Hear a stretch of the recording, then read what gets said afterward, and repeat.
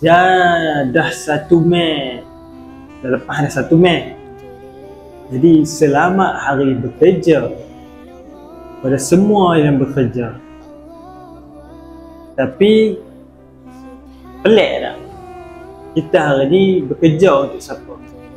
1 Mei ni semua orang cuti kan? Public holiday seluruh dunia. Sebab apa? Menyambut hari pekerja. Jadi hari ni kita bekerja untuk siapa? Apa pernah tanya tak? Aku pun tanya juga. Kita hari ni sebenarnya bekerja untuk siapa? 1 Mei ni. Macam nak tengok je 1 Mei ni.